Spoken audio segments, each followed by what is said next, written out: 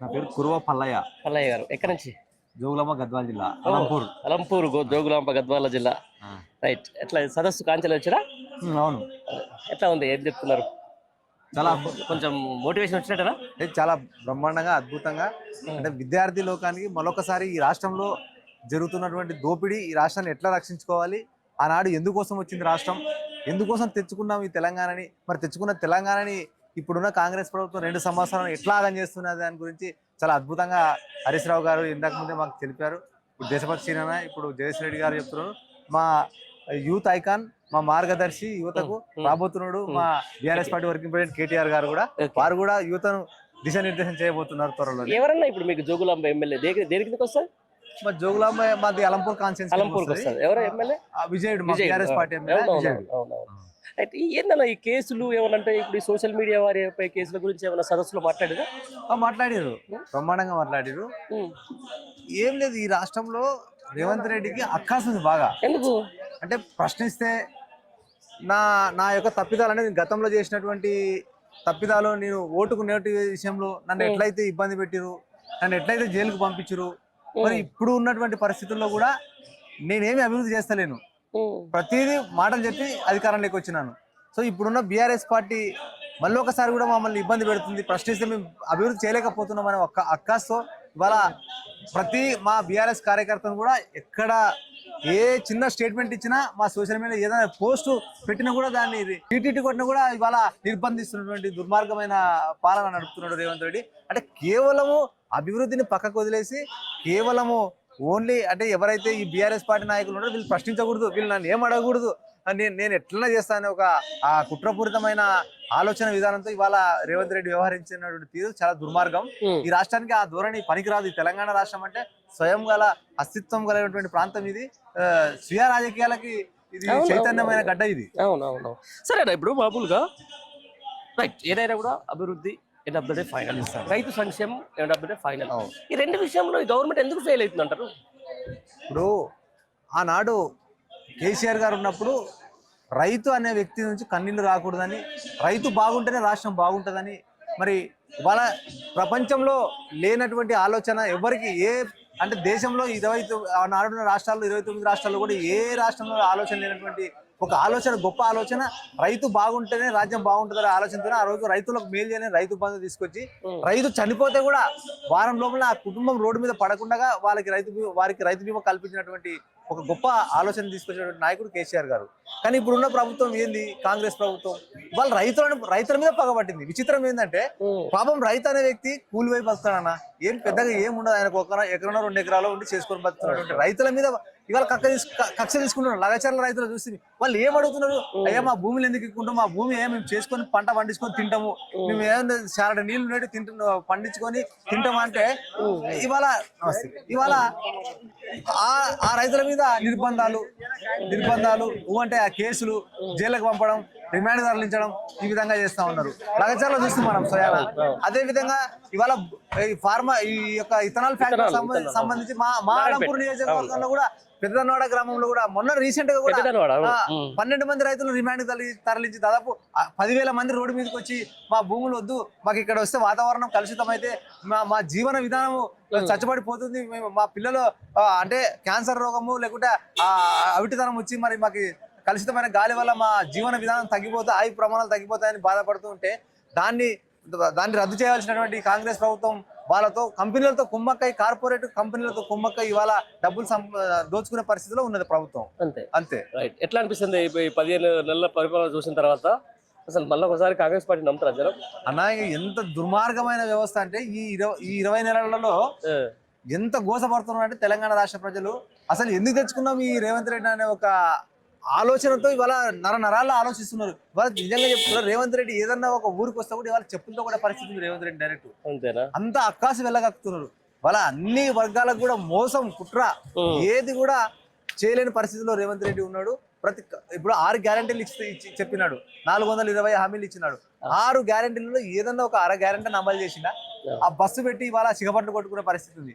అది బస్సు అదేమన్నా అభివృద్ధికి సంబంధించినదా? ఇవాళ దానివల్ల చాలా ఇబ్బందికరంగా నడుస్తుంది రాష్ట్రంలో. అదే విధంగా రైతులకు ఇవాళ మహాలక్ష్మి పేరు మీద 2,500 ఇస్తాను చెప్పిండు.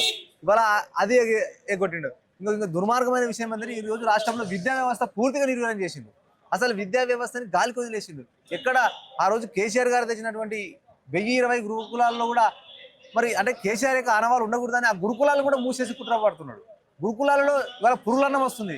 ఇప్పటికే దాదాపు 100 మంది విద్యార్థులు పైగా చనిపోయారు. ఇవాళ కేజీబీ పిల్లలు స్వయం ఆడపిల్లలు వాళ్ళు గేట్ల దూకి బయటకు వచ్చి రాలేని పరిస్థితి. పిల్లలు కూడా ఇవాళ బయటికి రోడ్ల మీదకి వచ్చి పురుగులన్నం వస్తుందని ఇవాళ మొర్రోని ముత్తుకుంటుంటే కూడా వాటి దుక్కులు చూడడమే లేదు. అసలు దాంట్లో ఉన్నటువంటి మౌలిక సదుపాయాలు కల్పించడం లేదు. ఇవాళ ప్రభుత్వ బడులను కూడా మూసేసే పరిస్థితి తెచ్చినాడు. ప్రభుత్వ బడుల్లో విద్యార్థుల సంఖ్య తగ్గిపోయింది. ఇవాళ కార్పొరేట్ స్కూల్ వ్యవహరిస్తున్నటువంటి దుర్మార్గం. వాటిని ఫీజుల నియంత్రణ తెచ్చి నియంత్రించాలి, కానీ దాన్ని పట్టించుకోవడం లేదు. ఇట్లా ఈ రకంగా విద్యా వ్యవస్థను నాశనం చేసిండు. మళ్ళీ ఏం చెప్పిండు మనకి ఆయన విద్యా భరోసా కార్డు అని. ఇవాళ ప్రతి విద్యార్థికి 5 లక్షల భరోసా కార్డు ఇస్తా అని చెప్పిండు. ఇవాళ అది లేదు. ఇవాళ ఒక్కొక్క మండలానికి గురుకుల ఇంటిగ్రేటెడ్ గురుకుల పాఠశాల తీసుకొస్తా అని చెప్పిండు. ఇవాళ అది లేదు. ఇవాళ ఎస్సీ ఎస్టీ విద్యార్థులకు చదువుకున్న అంటే 10వ తరగతి పాస్ అయితే 10,000 ఇస్తా అని చెప్పిండు. అదే విధంగా ఇంటర్ పాస్ అయితే 15,000 ఇస్తా అన్నాడు అన్న. ఇవాళ డిగ్రీ పాస్ అయితే 25,000, పీజీ పాస్ అయితే 1,00,000, పిహెచ్డి ఎంపీలు పూర్తి చేసుకుంటే 5 లక్షల రూపాయలు ఇస్తున్నాడు. ఇవాళ లక్షల్లో ఉన్నారు పిల్లలు, 10th క్లాస్ పాస్ అయిన పిల్లలు. ఎక్కడ మా జిల్లాలో మొత్తం పర్యటించినాం, అన్ని కాలేజీలకు పోయినాం. 10వ తరగతి పాస్ అయిన వాళ్ళకి ఎక్కడ కూడా ఒక 10,000 కాదు 10 రూపాయలు 10 పైసలు కూడా రాలే. అంతే.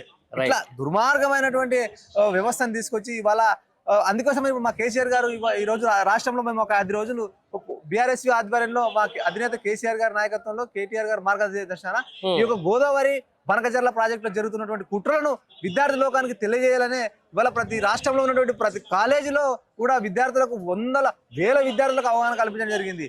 ఇవాళ చూస్తున్నాం మనం అన్న. ఇవాళ రాష్ట్రంలో నీళ్లు లేకపోతే ఆనాడు ట్యాగ్ లైన్ నీళ్లు నిధులు నియామకాలు. నీళ్ల కోసమే రాష్ట్రం తెచ్చుకున్నాం, నిధుల కోసమే నియామకాల కోసమే రాష్ట్రం తెచ్చుకున్నాం. మరి తెచ్చుకున్న రాష్ట్రాన్ని నీళ్లు కాపాడుకోవాల్సినటువంటి బాధ్యత రాష్ట్ర ప్రభుత్వంగా ఇప్పుడు ఉన్న రేవంత్ రెడ్డి మీద ఉంటది కదా.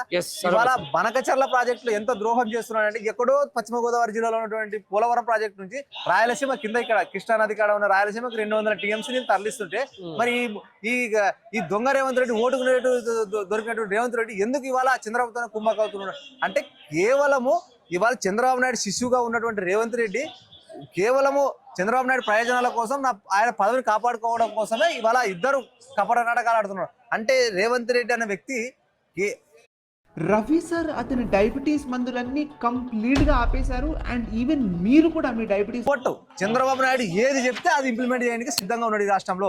అందుకే ఈ రాష్ట్రానికి చంద్రబాబు నాయుడు వల్ల విపరీతమైనటువంటి కుట్ర చేస్తున్నాడు. విపరీతమైనటువంటి పరిస్థితులు ఉన్నాయి, చాలా దారుణంగా ఉన్నాయి. ఈ రాష్ట్రాన్ని మళ్ళీ ఒకసారి ఆంధ్రాలో కలిపే ప్రయత్నం కూడా చేసేదానికి సిద్ధంగా ఉన్నటువంటి దుర్మార్గుడు ఈ రేవంత్ రెడ్డి. ఈ రేవంత్ రెడ్డికి రాష్ట్ర ప్రయోజనాలు అవసరం లేదు, పదవి కాపాడుకోవాలా, ఢిల్లీకి మూటలు మేయాలా, నీళ్ళేమో ఆంధ్రకి వెళ్ళాలా, నిధులేమో వాళ్ళ తమ్ముడు తీసుకోవాలా, వాళ్ళ బంధువులు అంత ఆ రకంగా ఉన్నాడు. కాబట్టి ఇవాళ రాష్ట్రానికి కుట్రపూరితమైన వ్యక్తి రేవంత్ రెడ్డి. కాబట్టి ఆయన ఎంత త్వరగా ముఖ్యమంత్రి పదవి నుంచి తప్పుకుంటే అంత మంచిది రాష్ట్రానికి కూడా. రాష్ట్రం మళ్ళీ బాగుపడుతుందని ఇవాళ పెద్ద ఎత్తున రాష్ట్రంలో ఉన్న ప్రజలు కానీ వామపక్ష పార్టీలు కూడా ఇవాళ మొత్తుకుంటూ ఉన్నాయి. చూస్తున్నాం ఈ బనకచర్ల విషయంలో సంతకం ఎట్లా పెడితే నేను పోనని చెప్పినాడు. ఇవాళ దానివల్ల కర్ణాటకకి ఇబ్బంది ఉంది, మహారాష్ట్రకి ఇబ్బంది ఉంది, కేంద్ర ప్రభుత్వం కూడా దాన్ని తిరస్కరిస్తుంది. అయినప్పటికీ సంతకం పెట్టి మరి అంత ఉత్సాహం ఎందుకు దాని విషయంలో? జలదోపిడి అంటే ఈ రాష్ట్రాన్ని జలదోపిడి చేసి మరి రాష్ట్రాన్ని బీడు బారించాలనుకున్నావా?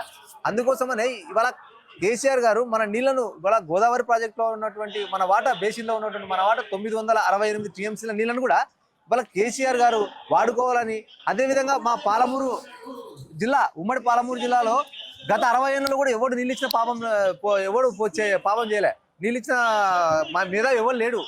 కేసీఆర్ గారు ముఖ్యమంత్రి అయిన తర్వాత పాలమూరు ఎత్తిపోతల రంగారెడ్డి పథకాన్ని తీసుకొచ్చి ఇవాళ దాదాపు మరి 90 TMCల వాటర్ని ఈ పాలమూరు గడ్డకిచ్చి మరి చర్చలో చేసినటువంటి పరిస్థితి. ఆనాడు పాలమూరు బిడ్డలు బొగ్గుబాయి దుబాయ్ వలసపోయి బతికేటువంటి పరిస్థితి ఉండే. ఇవాళ వలసపోయిన వాళ్ళు ఉల్టా వచ్చి ఇవాళ పచ్చగా వాళ్ళు వ్యవసాయం చేసుకుంటూ అద్భుతంగా బతుకుతూ ఉంటే మరి ఇప్పుడు కూడా పాలమూరు బిడ్డ అని చెప్పుకున్నటువంటి దుర్మార్గుడు నువ్వు అంటే అడ్డమైన మాటలు మాట్లాడుతూ ఒకటి పాలమూరు కూడా ఏం చేసింది లేదు. పాలమూరు కూడా నువ్వు ముఖ్యమంత్రి అయ్యి 2 సంవత్సరాలు అవుతుంది, దాదాపు 20 నెలలు అవుతుంది. పాలమూరు కూడా ఏదైనా ఒక ప్రాజెక్ట్ ఇచ్చినవా? పాలమూరుకి ఏమైనా స్పెషల్ ప్యాకేజ్ ఇచ్చినవా?